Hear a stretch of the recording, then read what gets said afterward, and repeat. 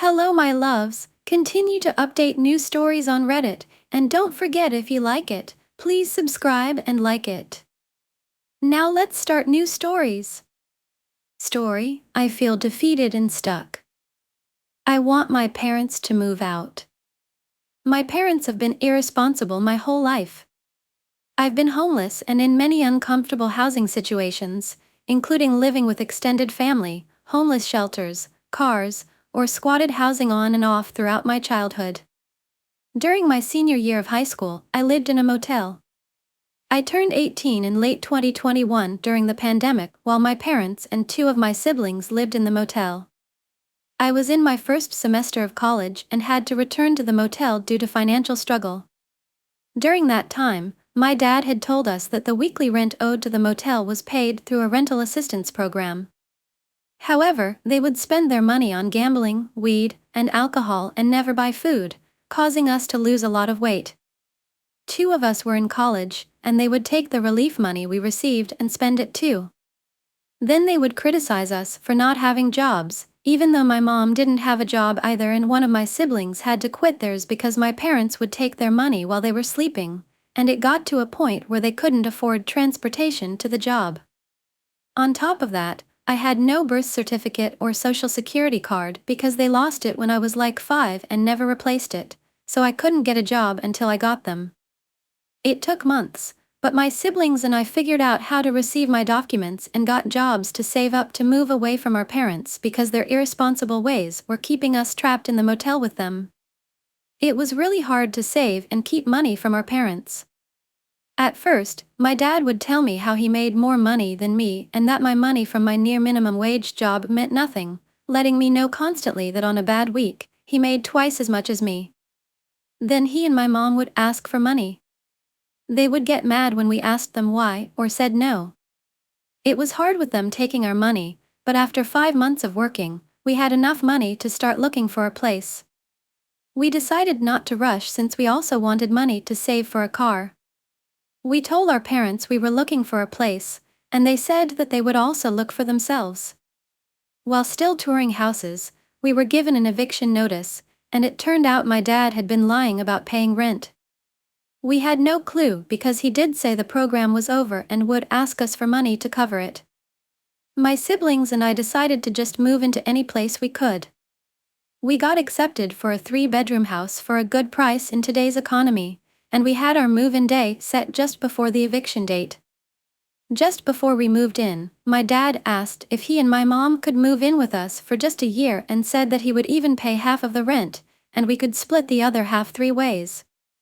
We didn't think he'd actually do that, but we agreed because we felt bad and didn't want them to be homeless, and we figured we could use their car some more. I ended up getting a new car the same week we moved, and then my parents' car needed some work. So we ended up splitting the rent 4 ways, me, 2 siblings, and Dad. Then he crashed his car and never got it fixed because he had no insurance. After that, it continued to get worse. My mom would take my car, lie about where she's going, and not bring it back in time for us to go to work. My dad yells at me for asking for the money in weekly increments but never has it all at the end or beginning of the month. They refuse to put money in the grocery pile but always eat the groceries. They will take things from my room without asking. They never put gas in my car after using it. They argue constantly. I was taking classes at a local community college but had to stop because I had to work more hours to cover for all the things that they do and don't pay for. This is just a small list of all the things they do that affect me.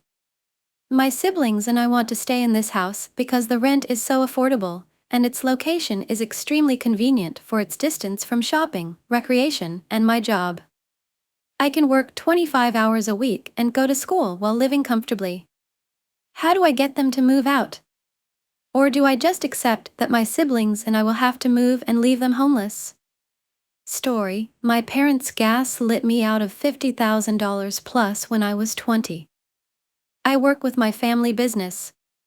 Not like I joined my father's established business, but we created it with my brother and parents when I was 18. Now around 14 years ago we were working in the coal mines in Queensland, Australia, and we did small jobs for the mine like drive machinery off-site for sales or maintenance, etc. And I drove a machine off that was old but well cared for. It was only being sold because it was very old. I found out that the machine was going up for auction the next day and told my father about it, how good it was, and he had a friend bid on it for us. The plan was we would go 3 ways, one me, one my brother, and one my parents, and my brother and I would get to be part owners of a machine. We won the bid and I think I was told to pay $35,000 for my share, and I did.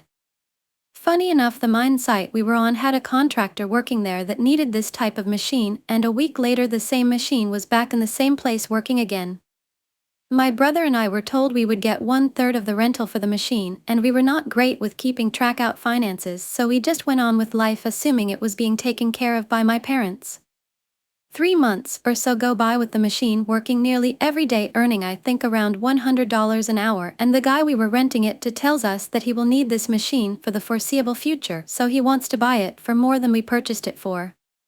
Done deal, everyone is happy and the sale goes through, and we are told that it will take some time for my brother and I to see our share plus the profit from the rent, and time goes on. I asked about it 6 months later and my parents told us that we had been paid our share. I said I didn't think so, but they assured us we had. More time goes on, and when I ask again, then the money was used for tax, or they needed some for this or that.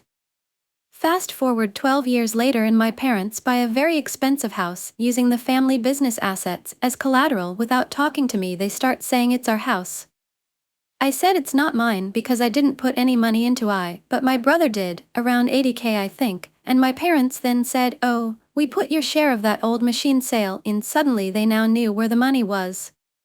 Apparently they just decided to keep my money and my brother's money as a sort of cushion because we didn't need it.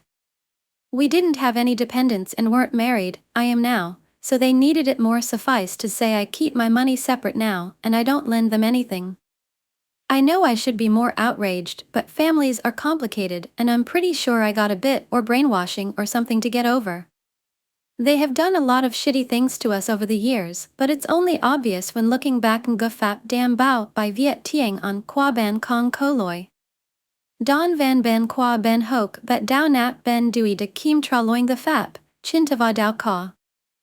Sua Loi, 0. Don Lua Chan 0/2000 GPT 3.5 Turbo Teep, TUC Kai Tien. Story, entitled Grandma Hits Me with a Baby Stroller During a Graduation Ceremony. Once upon a time, I was a 20-year-old autistic person.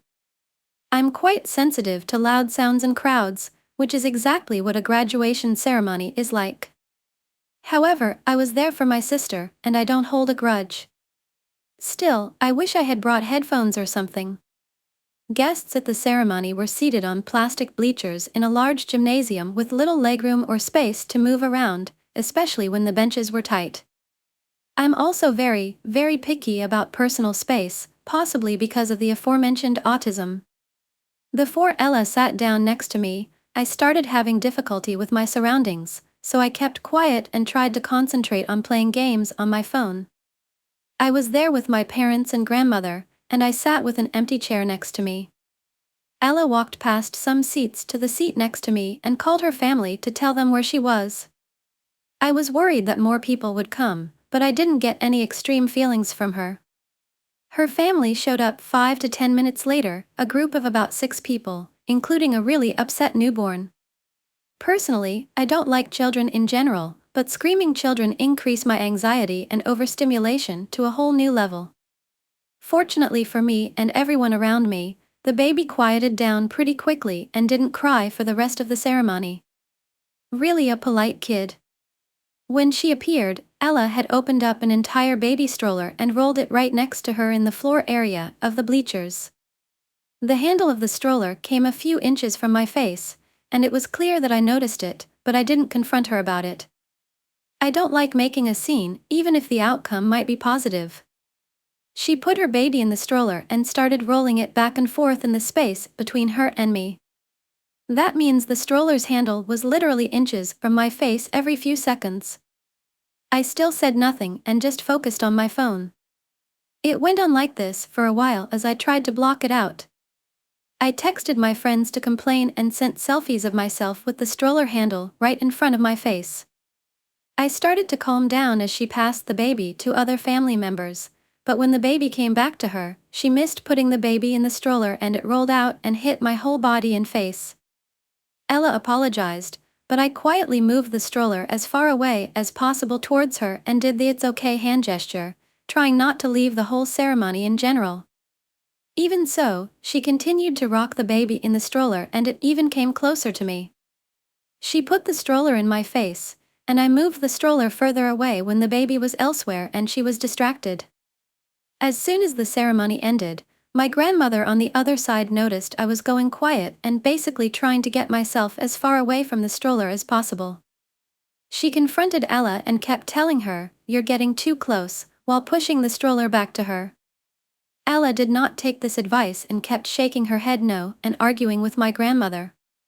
I tried to block it all out as I was between the two of them, covering my ears and looking down, so I don't remember much verbatim. Finally, they stopped, and we left immediately because I was close to a meltdown. Ella and her family walked past us as we left, and she didn't say anything. Honestly, I would be happy to never see her again. I felt guilty for not asking her to stop myself and then having my grandmother argue with her, but I was not in the right headspace or had the mental capacity to engage in any conversation. Ngufap Dam Bao by Viet Tieng An Qua Ban Kong Koloi. Don Van Ben Qua Ben Hoc Bet Dao Nat Ben Dui De Kim Tra Loin the Fap, Chintava Dao Ka. Sua Loi, 0, Don Lua Chan 0/2000 GPT 3.5 Turbo Teep, TUC Kai Tien. Story: left her kid alone in a bookstore for hours, thought it was totally normal. This here happened a while ago. I recently got reminded of it after meeting an old friend. Thought I'd share this story because I know after 13 years in retail/customer services that many people would think that what she did was okay. Back when I worked in a bookstore in a shopping mall, there was this little girl. Maybe 5 to 6 years old, just sitting quietly in a corner, looking at the pictures of a book. At that moment, we had just noticed her because she was kind of hidden, tucked in a corner and was totally silent. We asked where her parents were. She said her mommy was in the shop next to ours and told her to wait in the bookstore. We asked if she knew how long it had been and she pointed to the hands of clock, where they had been when her mom left. It had been nearly 3 hours. I still can't believe that kid stayed quiet for so long. And I'm still kicking myself for not noticing her sooner. We took her to the mall security and they started looking for the mom. That brainless woman was in another mall next to ours, 3 smaller shopping malls on the same street next to each other. The mall security were shocked. One of them was a dad and went to get the kid biscuits and an apple juice. He knew right away she was really hungry after 3 hours all alone waiting. I never forgot how happy she was munching on those chocolate chips cookies and sipping her juice box. They called the police and child protection services. Me and my colleague waited with the kid. We actually had brought the book with us for some reason, so she wouldn't be too scared. When the mom finally arrived, I swear, she did not understood at all why what she did was wrong and got pissed at us for going to security. She argued that her daughter was safe in our store and that she knew to not cause trouble. That got the police suspicious, because the kid was indeed very quiet and eerily well behaved. Looking back, it's kind of obvious that she was scared into being this quiet and calm child. The mother's justification was basically that since our store was selling books for kids and some toys, we were essentially babysitters and that we were the ones in the wrong for not wanting to do our job and watch the children. Needless to say, the cops were just totally done with her and took her to the police station. The kid went with child protection services. The mom was kicking and screaming, threatening to sue us for slander and defamation.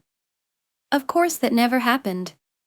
But I hope that this little girl is now with better people, that she is now with people who love and cherish her. Story: moved for empty promises.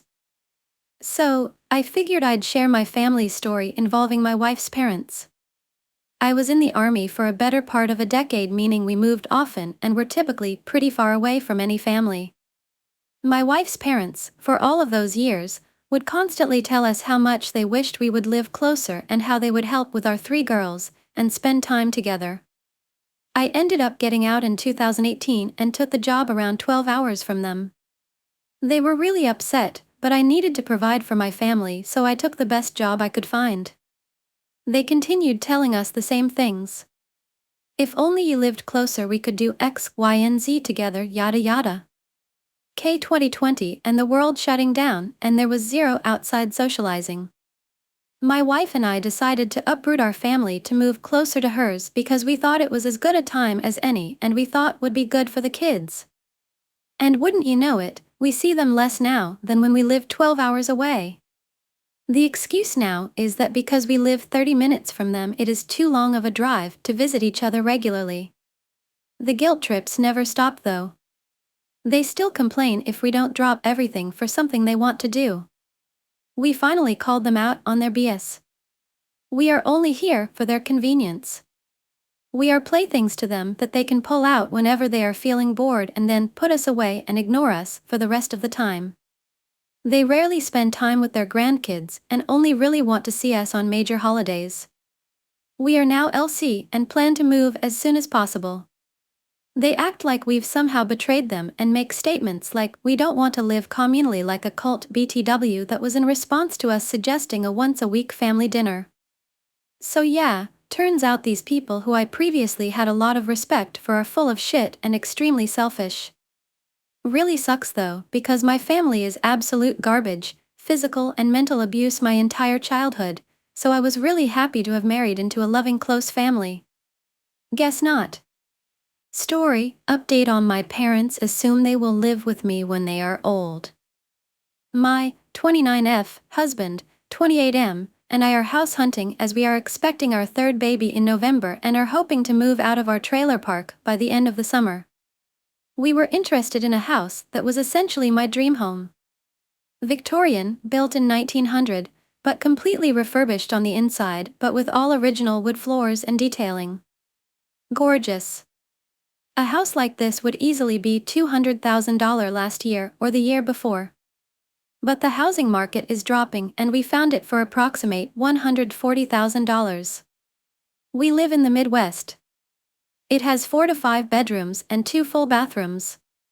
My parents, the other day, asked where they would stay when we come to live with you. This was never a discussion. They just always assumed they would live with me when they are older. I always said no. Well, we messaged the finance person about what the monthly payments would really be. On the app, it estimated $950 plus a month. We figured we could swing that, but needed to know for sure before putting an offer in. She came back with over $1,000. Not doable for us. We are going through a program and have a grant. So we aren't rich. Lower middle class at best. Thankfully, we have another house we had in mind. A craftsman style, built in 1920. With built-ins, wood floors, and a nice-sized fenced-in backyard.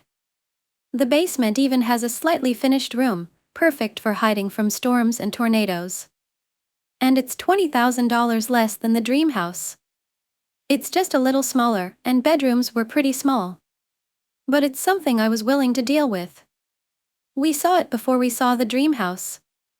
Well, when updating my parents on the house situation, my mom all but threw a fit. You don't have to go with the first house you see. Me, it wasn't. You can wait until something else comes up. Me, actually, no, we can't. Some weird law was passes in our state in regards to realtors, and our realtor wants us to find a house before it goes into full effect in July/August. Which just gives us more incentive to find a house pronto. So far no other houses have popped up in our area in our budget. You are about to have your 3rd kid. Where are you going to put him? Me, bunk beds are a thing. Are you going to sleep in the basement if you have more? Me, we'll cross that bridge when we get to it. It's so tiny. Me, it's bigger than what pictures show. But yes, compared to the dream house, it's definitely smaller than that. But it's also more realistic. I knew what she was really worried about. Where will we stay? Asterisk, but she didn't say it. She started looking at other houses on the app and tried to bring them up to me. They were all houses we had already looked at or were too far away from my husband's work. She was really trying. My dad was pretty chill about the whole thing. She even brought up a house that needed serious work. "We want to live in the house, Mom. And we don't want a money pit." She practically growled at me. The call soon ended after that. ETA, for all of those explaining the realtor law thing to me in the comments, thank you. My husband did explain it to me as well, but I do better with reading information than hearing it. Also, I mentioned this in a few comments, but it might be buried soon. The Craftsman is not looking doable for us either unless it goes down in price by like $10,000. We only qualified 4% 3 down in our program, so we would still be paying more than we can/want to each month. We are looking at other houses, some a little further away from my husband's job. It seems all the more affordable houses that are in decent shape are almost an hour commute from my husband's work. Which is something we are okay with. We aren't overly happy about it but are willing to roll with it because it's not the worst thing in the world. Story, couldn't handle living in that home so I left. I cut off my toxic mother and this is what she did. For some backstory here, my parents had shared custody of me a couple months ago. I had just gotten back from visiting my grandparents in my hometown. Both my father and stepmother sat me down to have a talk. They said that social services were becoming more concerned over me and my siblings' well-being at my bio mother's home, especially with her just being charged and all. So they asked me, since I had already been thinking about leaving, if I wanted to leave at the end of the next week I would be at her home. I said yes. But it was a very hard decision for me to make. Not because of my mom, but because of my younger half-siblings that lived with her. The time I had spent living in her home created so much trauma for me. Her boyfriend would verbally and emotionally abuse me, as well as blame anything that went wrong on me. I once asked him why he hated me so much and he said, "Because you look like your father." My father had done nothing to him. My bio mother and him would also fight all the time. I would have to try to take my siblings out of the room so they wouldn't hear it. They have been together since I was 5 and I am now currently 15 and I believe they are still together. I left that week because I was reaching my breaking point. I hated going there. The week I planned to leave on, I decided to write her a letter telling her why I had left. I wasn't expecting that great of a response, to be honest though, because in the past, when I would try to tell her how I was feeling about anything, she would just brush it to the side. She would get mad at me too for saying how I was feeling and would make anything I said all about her. So here was the letter I left for her. "Dear Mother, I had decided to write this letter to you as a type of farewell, at least for now. I'm going to be living at Father's house full-time from now on, and by the time you read this letter I will have already left your home. I know hearing this will probably upset you and I'm sorry for doing so. But this is all for the best. I don't really know how to put all my feelings into words for you and I have always had trouble with that. I just want you to know that the reason I myself am leaving is because I don't think you're a bad person, Mother, but I do think that before I can come and start visiting you again, you need to get help." By how things were going, this decision was not just up to me at this point in time. Also, please don't blame Jenna and Father too much. They just honestly want what is best for me and my mental health. To be honest, I have many more things I would like to tell you, but I gave up on that idea a while ago. Every time I would try to share my feelings with you, you would never really listen and sometimes even become angry at me. That's why, if you noticed, I have become more distant towards you. Furthermore, all the lying, saying hurtful things about me, and the excuses. I have become to not trust you. I really wanted to believe that it would never have to come to this again, but Mother, you were the one that decided it did. I hope to be able to see you again once you have gotten the things you need and when I am ready as well. I'll always love you and wish the best for you, even if don't believe so. Farewell, Mother, hopefully we will be able to meet again someday. I tried to express all these feelings to her and see if she would maybe understand why I decided to leave. But she just responded to me with these messages. Amazing. I do not know how you could give up on a parent. I never could do that, and I have had screwed up parents. My mother has a mental illness my whole life, and I would never do to her what you just did to me. My dad is an ass, but I still could never do what you just did to me. Love you, but will never understand your cruel nature. You never got that from me. Then she sent me this the next day: if you want to stay at your father's permanently, that is your choice. It sucks for me as I do love you. I have moved for you and everything else, but it seems I am never good enough. Furthermore, since my father still had to be in contact with her for certain things, I asked him to ask her if they could somehow plan for me to see my siblings, and this is what she said about it. You will need to come and talk to me before I agree to anything. After this message, it was just the same BS over and over. Or saying how she didn't trust me to see my siblings. I mean, it's not like I pretty much raised them myself anyways, right? I haven't heard or seen my siblings in 3 months, and it's really affecting me badly. But today, I was told that I was going to be able to see them next Friday, and I'm so excited and happy. Although, there was a catch. My bio mom has to be there. My father and stepmom and a social worker is going to be there though. I just hope she doesn't still try to ruin my visit with my siblings somehow. Story entitled Mom and Son at the Flea Market. So this happened on Sunday, but I haven't had the time to post this.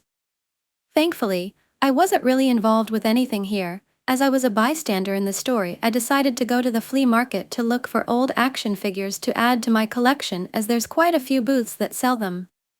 I was looking at the Power Rangers figures at one booth. I'm a huge fan of Power Rangers in Super Sentai, and I bought a blue ranger and a pink ranger. That's when a rather rude mom and her son, he looked to be around 4 to 5-ish, walked in.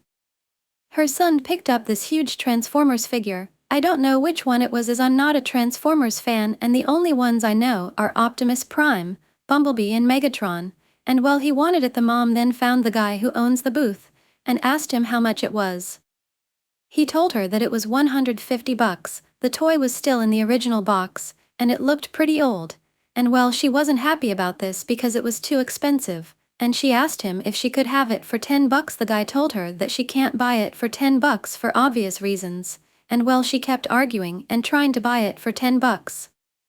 All this while her son kept whining and crying because he couldn't get the toy. The guy then told her she could buy it for $60. I think he just wanted to get rid of them, and honestly I don't blame him. And well, that's when the mom snapped and yelled at the poor guy, saying that the toys he sold looked bad and that he was rude and that she will never buy anything from him. She then picked up her son and walked off, and I heard the mom say something along the lines of, "Don't worry, mommy will get you a much better one and not a bad one from that mean old guy." When I went to pay for the Power Rangers, I told the guy that I felt really bad for what just happened even though I wasn't involved, and he just laughed and told me that it wasn't the first time he had an encounter with those two. Thankfully, I never saw them again afterwards, as I think they left. Story: A Pool Party and an Entitled Mom. Hello, I remembered this gem from a few years ago, and think this will be perfect for this channel. Also, apologies for this being so long, so much happened here that I just remembered. Also, I'm a junior in high school, currently on summer break, about to be a senior.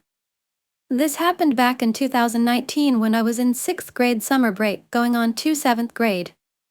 On that day, I was invited to a pool party for my dad's friend's daughter returning from vacation in Mexico with her grandmother. We'll call the daughter ED, entitled daughter. Well, ED was just returning and wanted to go swimming. She just got a pool built in her backyard that looked identical to mine, just hers had a hot tub, ours did not. I expected to just go to EM house, entitled mom, because she lived next door. Turns out the party wasn't at her house. I assumed this meant we would be going to a friend's house in the neighborhood, but no. We all hopped into the car to head to the public pool. I was cool with it. Thankfully, my mom gave me money for food just in case the pool party wasn't at somebody's house. We get to the pool just for EM to expect us to pay for our own bracelets. I'm cool with it due to having my own money, but I was confused. I assumed since she invited us out she was paying for us. I pay for my ticket, but I turned to see my friends, I'll call them Esmeralda and Ashley. Esmeralda is the younger one of the sisters close to ED age, and the older sister Ashley is about my age. They both didn't bring any money because we thought we were swimming at somebody's house and not a public pool. EM started scolding them and paid, mumbling about how their mom owes them now. Isabella, the youngest there, paid for herself because her family had gave her money. Lastly, ED older cousin by 3 years was paid for only because he's family and his mom was sending money to his aunt when he stayed there.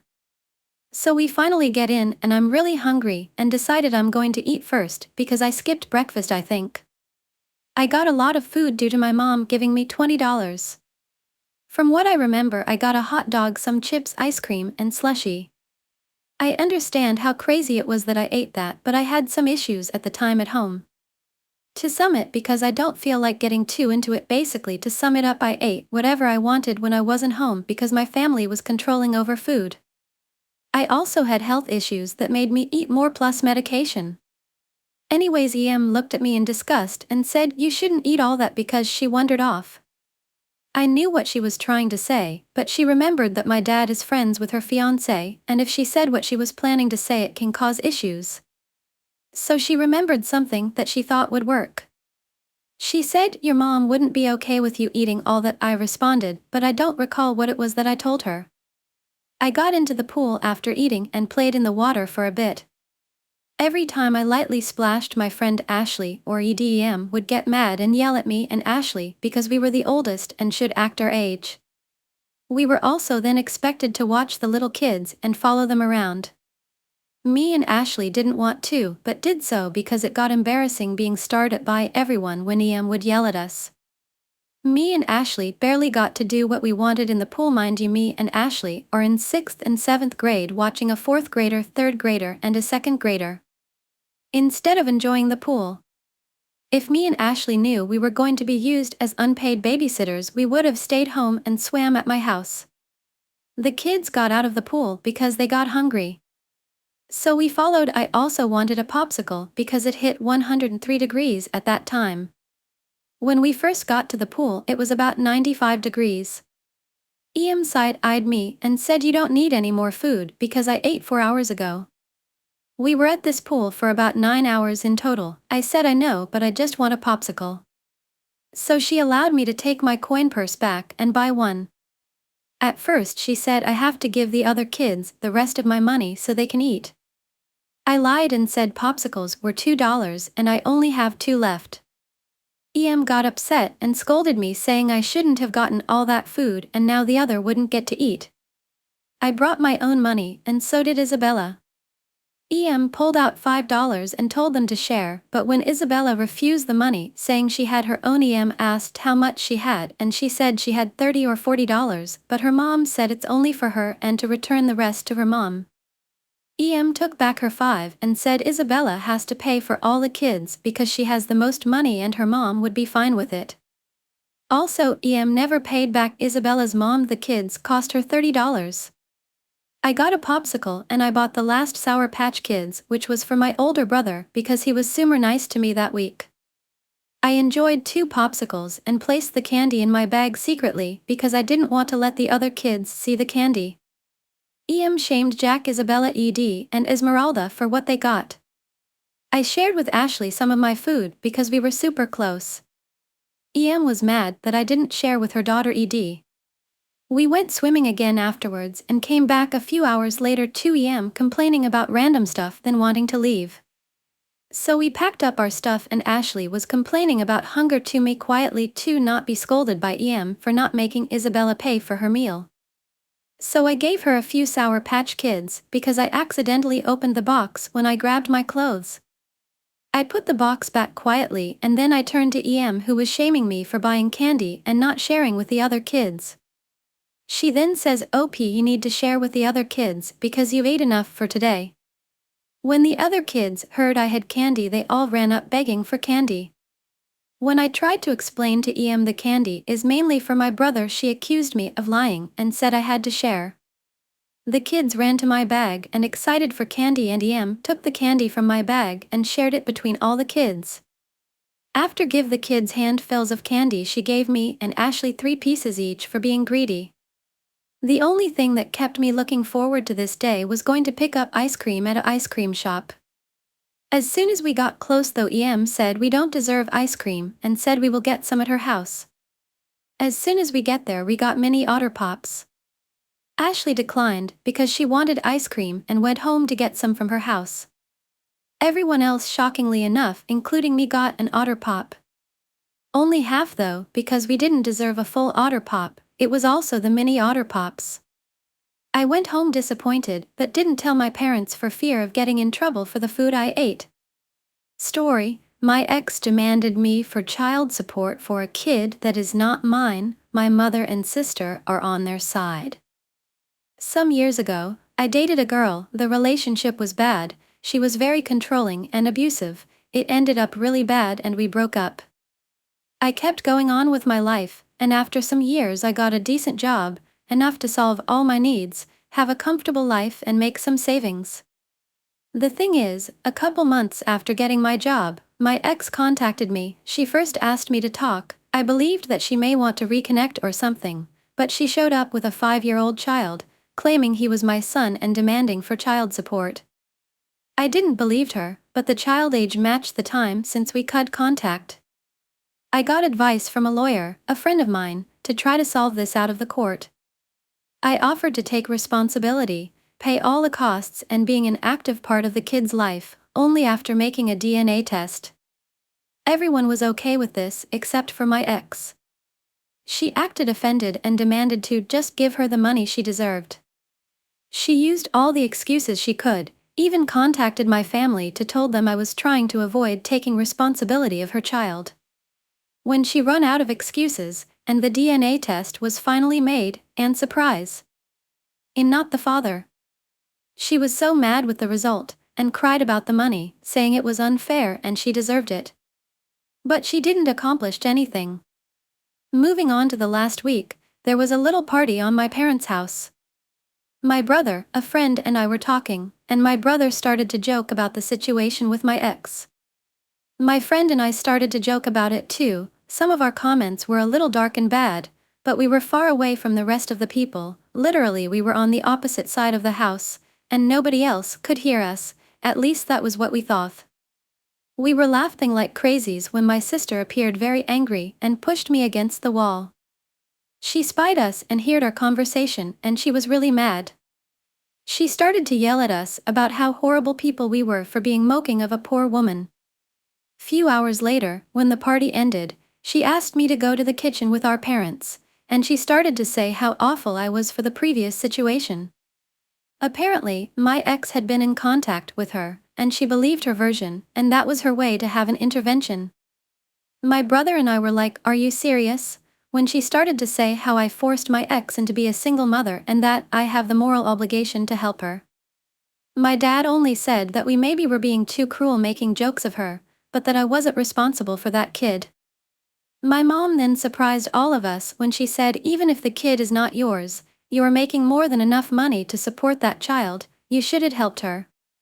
Since then, I had been receiving texts. My dad and my brother are on my side, saying I'm not responsible for her, but my sister is telling me how horrible I am for ruining their lives.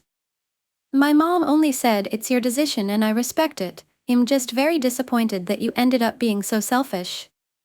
I'm aware that she doesn't deserve my money and am not planning to give her any, but the constant harassment of my sister trying to guilt me, it's just exhausting. Story: parents told my brother that he could take my house, and I could just live in the camper in the backyard because I'm single and he has a wife and kids. I'm a single man in my early 30s. I've got a brother who's 29, and he's already got 4 kids now.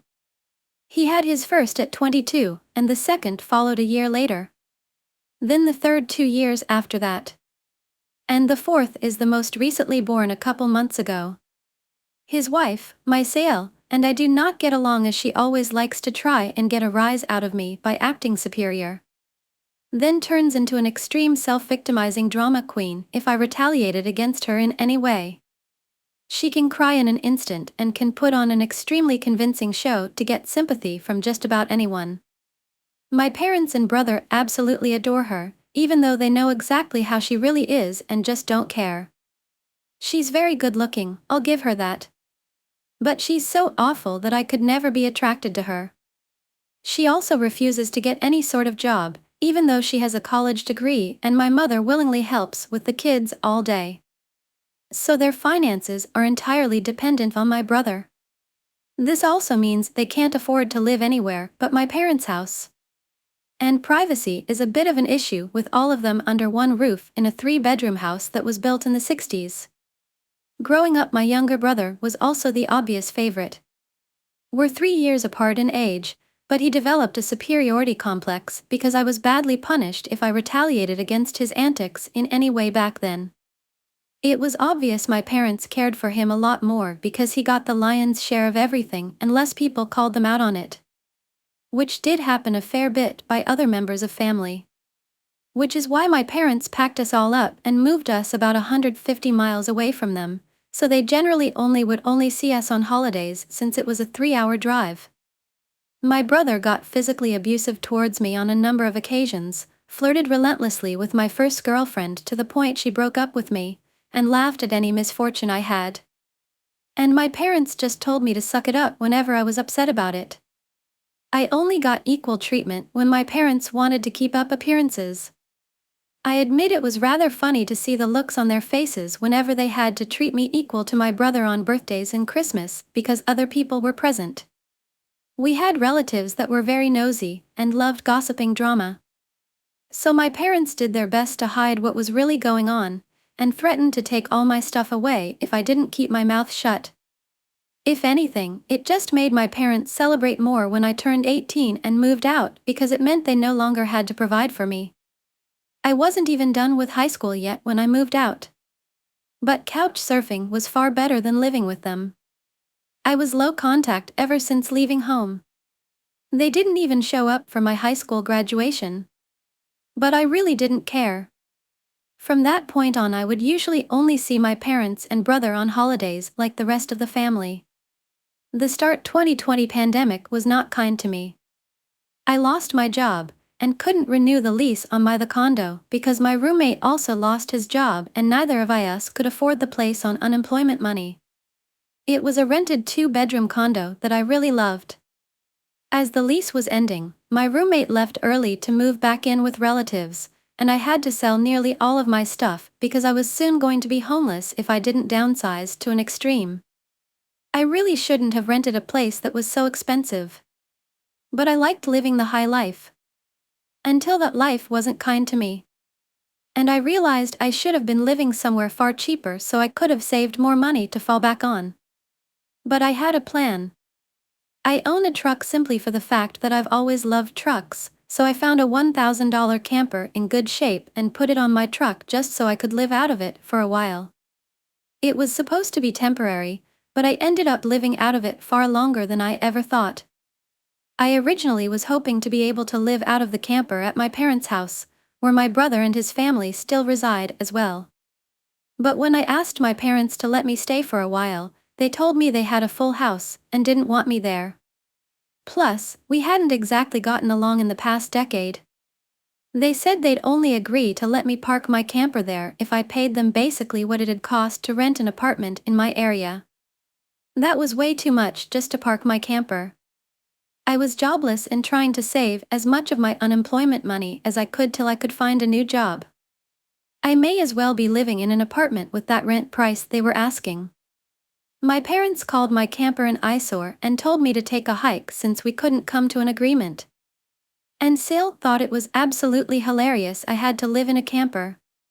My brother joined her in pointing at and mocking me while calling me a homeless bum. I parked my truck/camper in a store parking lot to sleep on the first night that I had nowhere else to go. I felt scared out of my mind that someone might try to break in. Suffice to say, I didn't sleep well that night. There was nowhere else I could go as any other relatives that owned houses were fairly far away, and all my friends were all apartment people. And I was pretty attached to my area as well. So I didn't want to just leave. I'd also had my mail forwarded to a friend's apartment. It was the only way I could still get my mail anymore. Finding a stable place to park was pretty difficult. I went looking around to try and find a job similar to my old one. It took months of living the nomadic camper life. In that time, I had to deal with a lot. Everything from beggars and drug addicts, to people demanding I leave because my camper was an eyesore. At one point, someone who told me to move claimed to be with an HOA. I wasn't even parked on a street with houses. And when I questioned what HOA, they got incredibly belligerent and threatened me. I moved my camper anyway just to avoid the trouble. In order to have a steady supply of electricity, I learned to use a long extension cord to plug in anywhere I could to recharge my camper batteries. This meant sneaking around and plugging it into an outside outlet of a random building while parked on a street. I know that's a crummy thing to do. But I had to keep my batteries charged so my refrigerator would stay cold. I had a small solar power bank for recharging my phone. But I didn't have anything like a generator. And generators are noisy and require fuel anyway. So I did what I had to do. After months of living like that, I finally managed to get a new job. I had to move to the neighboring city to find a job that didn't involve retail. I worked retail while in college and promised myself never again. Though I was nearly ready to break that promise. I was still getting unemployment money. But I had no stable place to live while receiving it. And I didn't want to still be jobless when it ran out. Plus, I was bored out of my mind. I had little else to do but read, watch movies on a small portable DVD player, use my phone or laptop, and keep note of where I could park and what local public bathrooms I could use. I kind of envy that the Japanese have public bathhouses. We could really use stuff like that over here. When I finally landed a new job, I practically lived in the back lot of the building by the warehouse in old employee parking spaces literally no one else seemed to bother using because they were so far in the back that the area was borderline forgotten. My boss/company owner actually liked this arrangement because I was willingly available to take any shift I could get, so long as I had enough sleep.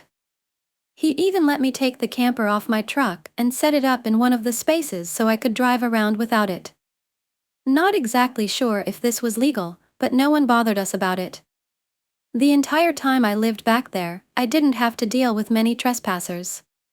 There were a few, but the security guards escorted them out.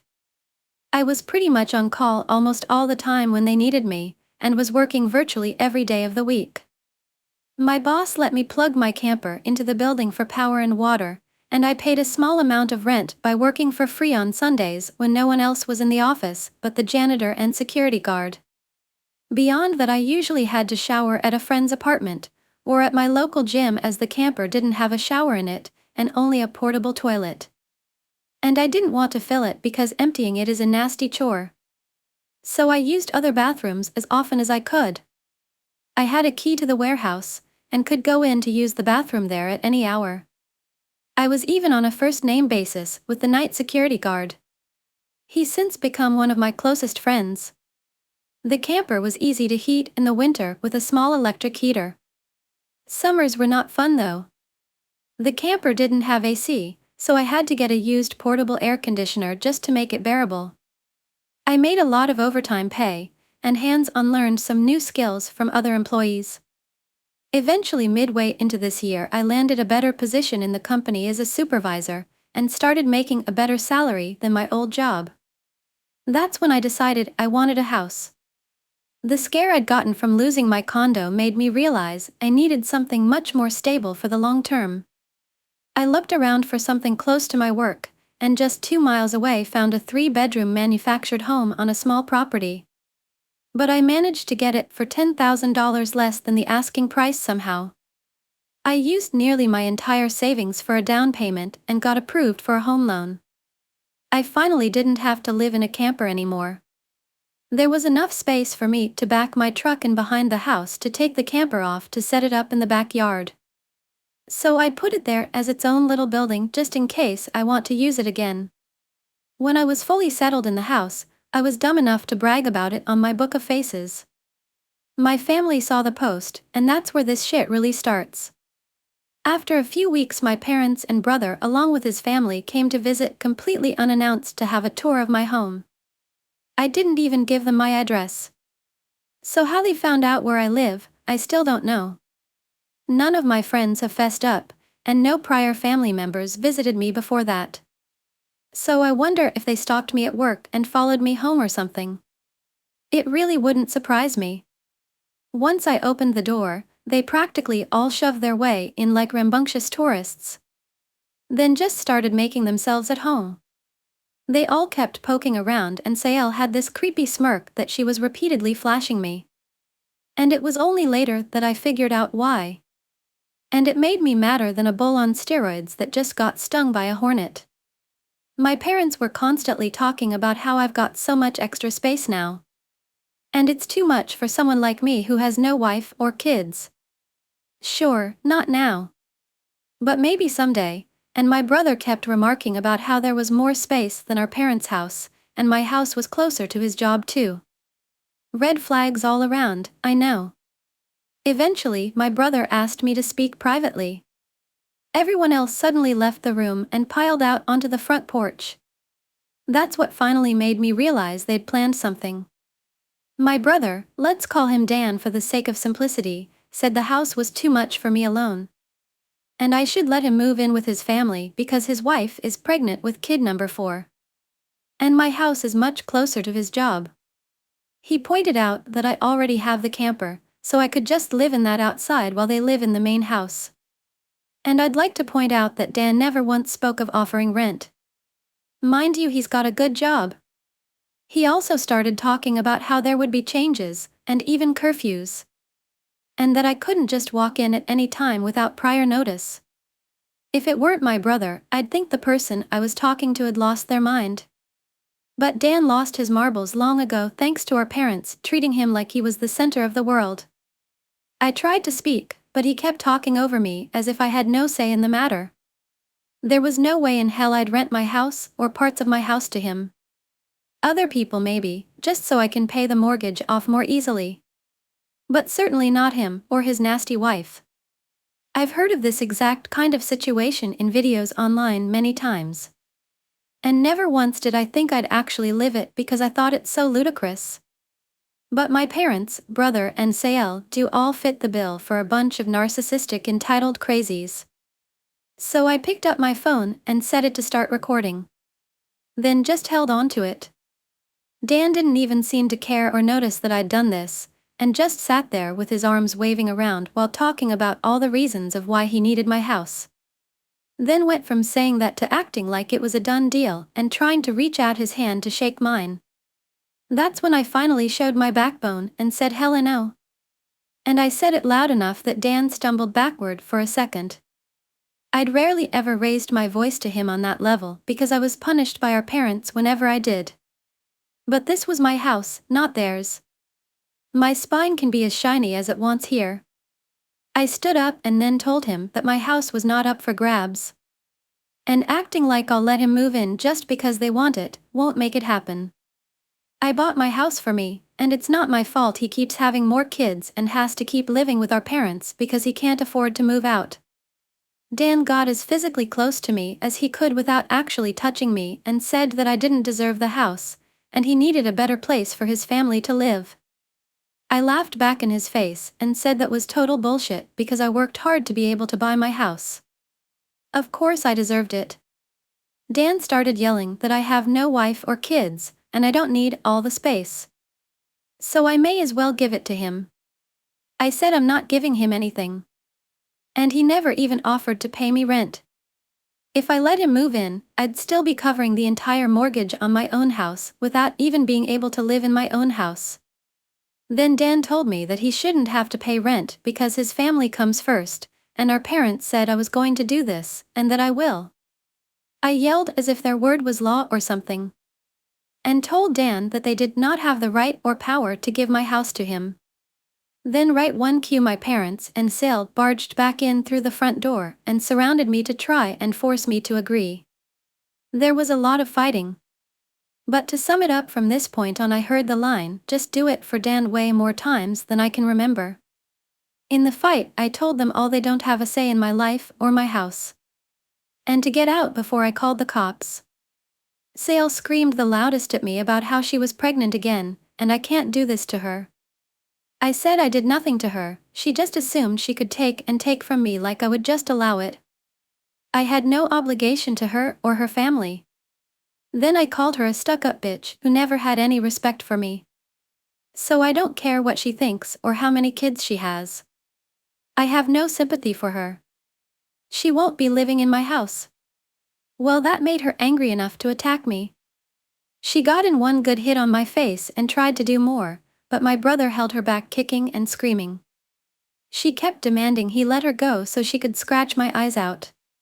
The phone I was holding recorded pretty much everything. So I held it up and said I was going to call police if they didn't leave right away. My parents told Dan they were leaving. Then my mother said that I had a week to come to my senses. I told her I won't be, and to not come back. Then I told Sael that my phone recorded everything, and if she tries anything, I'll press charges for assault. She screamed at me and then stormed out loudly, crying with her face in her hands. My mother was the last one out the door and said that I better do this for Dan and Sel. I responded by telling her I won't be. Story: what is wrong with me? Since I was an adolescent, I had this thing that I think/thought is a gift from God. I can look to people and read their emotional state, intention, and stuff like that. Or so, I think.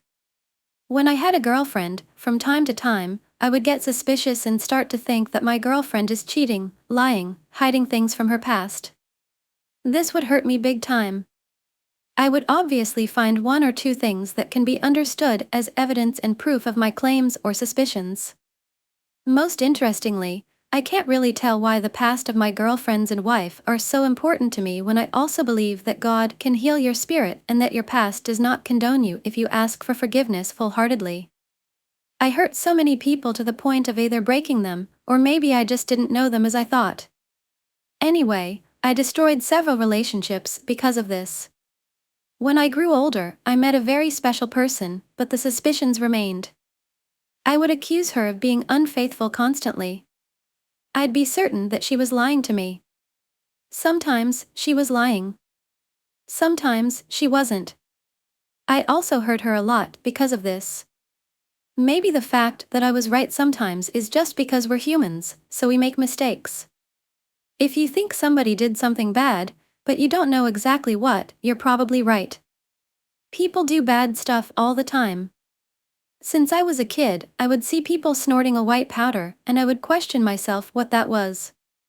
It took me some time to realize that it wasn't salt. When I was a kid, I tried to snort salt, and it was not very pleasant. Sometime after I was married, I decided to experiment cocaine. I went to my cousin, who was a recovered crackhead. He told me he had stopped snorting cocaine. I really didn't think about how bad of an idea it was to both fulfill my curiosity about the drug while asking for an ex-drug addict to use drugs with me. I do not feel so bad today because I found it that he did not stop snorting at all. To this day, he is still doing drugs. Either way, I tried it, thought I didn't feel a thing, but I actually felt. I started mixing cocaine and alcohol, increasing the frequency of use. Stopped drinking and kept the cocaine for good. Time goes by, and I had a period of my life where I abused so much of cocaine that whenever I would hit a line, I would get instant psychosis. Where I live, what we call cocaine is actually just a mix where there's some cocaine in it. No wonder if I would try to smoke the best powder of the state in a cigarette, I would also get high from smoking it. I had a bad friend who would put things on my drug in order to steal my money or to do something that I am unaware of until today.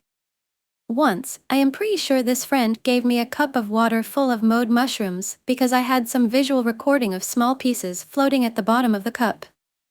Please don't judge, I was high on things I don't even remember. Too intoxicated to think before doing. After I stopped, I started having the most profound psychosis I ever had. I was certain that my wife was raped by this friend. She was sleeping with my kids. It was around 4 to 6 a.m. I ran to her bedroom and woke her up, saying that she was raped by this friend. a lot of things happened that day. I stayed around weeks with this psychosis. I could not let this go. Until this day, it is still hard to remember this without thinking that I am about to have a psychotic break. After this period, I started binging cocaine more often. I mixed it with mushrooms additionally 2 or 3 times. I used to take some Ritalin as well while binging cocaine for days without sleep. When I'd include Ritalin in the mix, I would get the most intense psychosis I ever had in my entire life. It was hell. The things I believe would hurt me so bad I would wish it was a dream the entire time. I have been clean for more than a year now, except for marijuana, which I am reducing with time. Even though today I am no longer using, almost every day, my mind talks to myself distantly, and I immediately start to feel the doom of these same thoughts.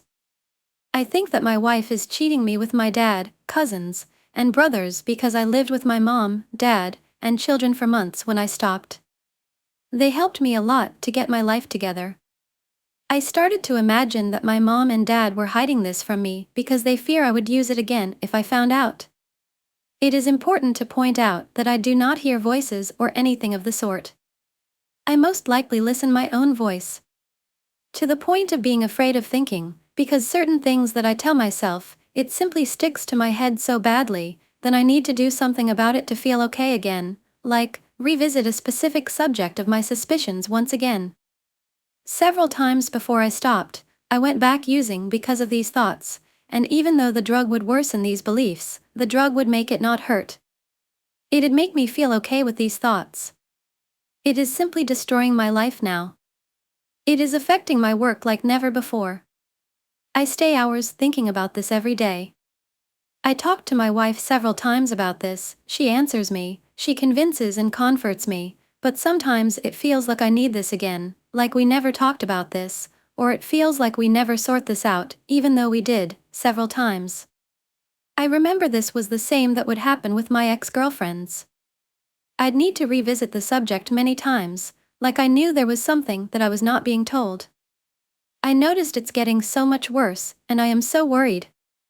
Before I used drugs, I didn't have any diagnosis, but I was never normal. I had mood swings, ADHD, and now I can look back and be certain of this. When I stopped, I was diagnosed with bipolar disorder and ADHD. I started with valproate, then lithium, because it was not effective. Less than 2 weeks ago, I started 50 milligrams of quetiapine every night because lithium, even on 300 milligrams IR or 450 milligrams ER, was making me so intoxicated that I was dysfunctional, cognitively impaired. I couldn't even finish a sentence without having my thoughts interrupted by something I could not explain. I wonder what your opinion is. How come a bipolar person is having this kind of mental breakdown? Why? How do I stop this? It's like I am a prisoner of my own mind. It is so painful to see everything around you decay because you are not able to live. I thought so many times about taking my own life, just to be free of the pain. I have so much, and I should be grateful. These thoughts should not be important to me, but they are destroying my life little by little. Story: I don't want to accept my father anymore. Recently I have a fallout with my dad that led to me staying by my grandparents. In short, he became drunk and started to confront me when I said that I don't want to listen to his music. He listened it so loud that I could hear it clearly in my room, which is 2 rooms further away from where he is listening, and yes, my door is closed. In general, it is also thanks to his music that I don't like Vietnamese and refuse to learn it. Both of my parents are Vietnamese. In the past, he has his damn bass near the wall to our neighbor. Therefore, whenever he started to listen to his music, our neighbor started to banging on our door. Sadly, I am the only one that could hear it as my sister is too nearby the music and my mother doesn't hear that well, so I am mostly the one who opened it and receive our angry neighbor. My mother and my sister don't like the music as well. I don't particularly blame my neighbor as I understand that he is rightfully frustrated over it, but the situation didn't improve when my father adamantly refused to confront him. I mostly had to pull him over and it ended that he just screamed at our neighbor and slammed the door, and then it repeated until we could tell him to stop hearing his music. This occurred in the past many times. I am also the one who has to confront our neighbor most of the time, until my father accepted that we moved his places somewhere else, but that was more than enough to make me hate Vietnamese music to the point that my mood hit rock bottom when I hear it. I tried to let him listen to it a bit, but it only soured my mood more, and he never held on his promise to shut it after his proclaimed last song. One of the following will occur when he said that he will only listen to his last song. He will continue to listen and ignores his promise. He will restart the video in the hopes that we are too stupid to recognize it. He says he can't stop it as YouTube continue with autoplay. I know that it isn't nice to forbid him of doing STH.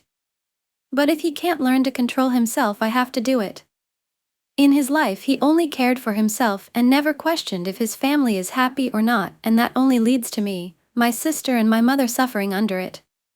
For example, we were on vacation in Vietnam and we were on an inflatable that was currently towed by a motorboat at high speed.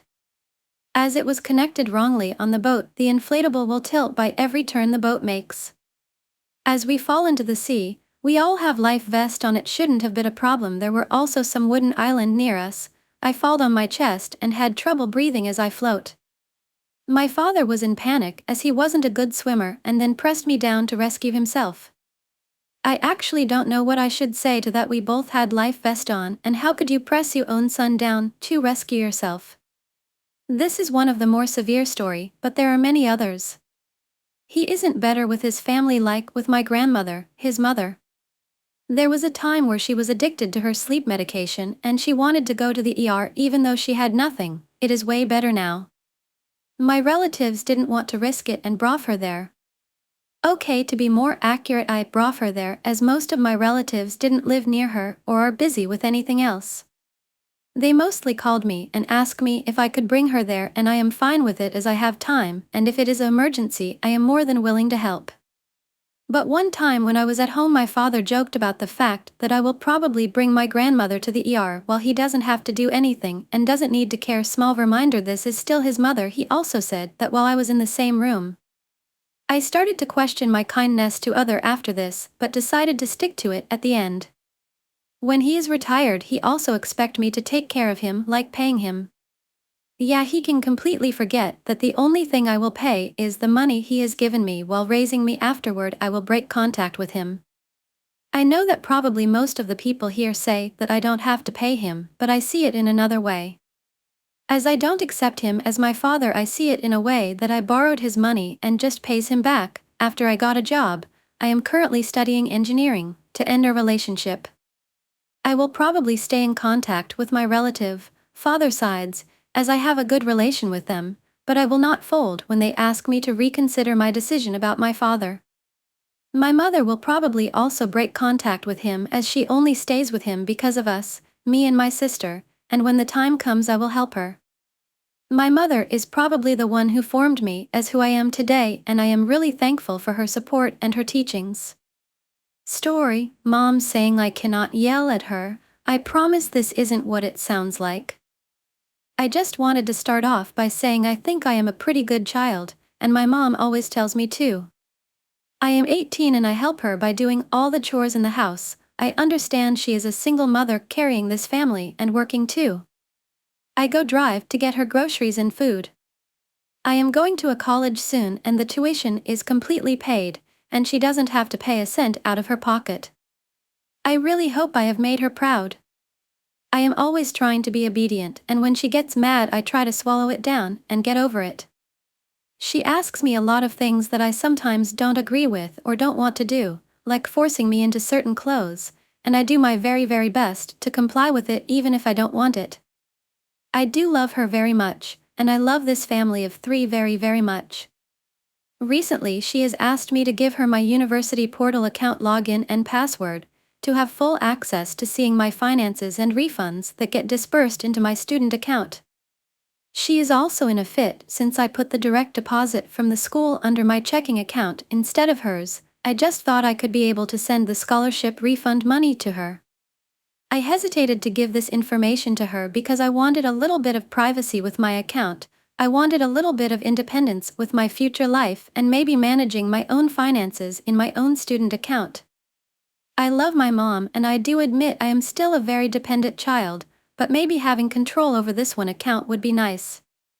I wrote down my username and password, but I forgot an extra character that I use that covered all the site password requirements, like when they want a symbol or something. Anyways, long story short, she tried logging in and it didn't work, so I tried several other logins until it finally worked, and now she is blaming me, saying that I purposefully wrote down the wrong password because I didn't want her to see my finances. I wanted to keep the refund money to myself or something, not that I really had much left after paying for my housing, rent and stuff, and trying to manipulate her. I never yell at her, I always am obedient and highly respectful, even when I am mad, but every time she accuses me of lying it kind of sets off a trigger inside me. I did yell at her today and I cried and I got very emotional because this is just such a weird and absurd thing to accuse me of, that I don't want her to see my scholarship money or something, even though we went over the exact amount months ago, or that I want to hide things from her. Now she is telling me that I am not allowed to yell at her, that I must respect her, and I decided to talk back, saying that if she didn't want that, then she should not unreasonably accuse me of those things, and accept that I make mistakes. Now she is saying she can accuse me all she wants, and I'd better not yell at her, or in the future I would be yelling at her when she gets old. She is also afraid that I will be overly independent like my friends, and she is afraid they have influenced me. She is afraid I will not be one with my family. These are all her words. I always try to push down my emotions, and show her I am an obedient and respectful kid. But now I feel she has pushed a lot of my own boundaries, but puts it on me by saying I pushed hers by yelling at her. I feel like she feels like she can push all the boundaries she wants on me, but I cannot do the same back when I feel like she is overstepping. So I guess, am I wrong for yelling and getting mad? I will do my best not to yell ever again, but I just feel like the dam kind of opened here and I hate being accused of dishonesty. Story, I need advice, please help if you can. So, to premise, I, 25 trans dude, and my BF, 25 trans dude, last week we were going to visit his parents out on his stepfamily's land. They're the country but not from the south type of people, and my BF grew up in, as he said, the middle of nowhere. Thing is, my BF is very much what I'd like to call a punk cowboy. Very anarchist, very for the people, heart of gold, just a wonderful and lovely guy. He's told me how bad his parents can be when it comes to being racially ignorant, but I'd met them before, so I figured I could handle it since they'd never really been that bad. This time was different. My BF's parents came up from Florida, where they live, to visit. We decided to see them since my BF's pet rat had recently passed and we wanted to bury him up where my BF grew up. We were gonna camp out on his stepfamily's land before burying his rat. We didn't even make it to the tent. For some extra context on his stepdad, let's call him Bob, fake name. Bob peaked in high school and is a self-reported nice guy. He would be friends with girls to get them to date them, and then when they didn't, he verbatim go, "But I was such a nice guy." Do you see the problem here? Hi BF here, how does Bob not know? With Bob being like this, he's checked a lot of other bigotry boxes and he loves to talk down people he sees as weaker or lesser than him. He speaks as though he's one step ahead of you, puts words in your mouth, and will constantly strawman or character assassinate just to prove a non-existent point. His ego is much larger than his actual intellect, and it shows with how he pulled me into an argument about trans people in front of his trans stepson. Now, I'm black.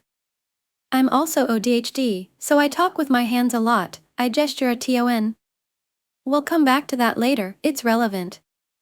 Constantly, during the conversation, he kept interrupting me, assuming what I was about to say, making assumptions about my points or intentions, and constantly tried to talk over me to the point where I got frustrated with how many negative traits he was projecting onto me. He'd say things like, "Oh, so you think I'm stupid," after I'd tell him the reason why I was explaining my speech patterns is BC. I've had people misunderstand my lack of tone for attitude. Again, autism. Like, "Sir, where in that sentence did I say you were stupid?" The entire time, when he saw that I was getting frustrated, he was smirking like he was winning some kind of game. The conversation continued and Bob finally pulled a microaggression as old as time. He got angry that I was shooting down some of his points and said that I was being aggressive just because I talk with my hands. I'm not going to go over microaggressions here, but if you don't know, do a Google search and specifically research the angry black woman trope. I clocked that and just said, without a beat, that's racist, and boy howdy did they, stepdad and mom, clutch their pearls. They immediately denied it, even though they've been racist before, not in front of my face, have asked me weirdly personal questions, and after this current incident, managed to say even more racist BF here again. At one point my mom literally asked what is his ancestry. They truly have been treating me like 3 on 5 of a person, yet they've never heard of a compromise before. His stepdad told me to get out and I took a walk. I later found out that he was talking to both of us, especially since my BF had agreed with me out loud and had mentioned that he's thought that they've said and done racist things previously. It's been almost a week since then, and we had decided to bury Draco, the rat, near our apartment instead. Since the blow-up, his stepdad blocked my BF, behind his mom's back. She didn't know at first, and when he went to talk to his mom today, his stepdad ignored the fuck out of him. We just continue to laugh about this because he refuses to communicate like an adult. He plays high school girl games because he peaked in high school and has done nothing but abuse the stepchildren he can get away with abusing, and the thing he's done in the past to my BF and his brother always makes me broil with anger. Currently, my BF. He's healing and learning have a bit of self-worth for himself. His parents, especially stepdad, have always been terrible, but he's finally at a place where they hold no power over him anymore and he can set boundaries. I'm proud of him. Bye and see you again in the next videos and stories.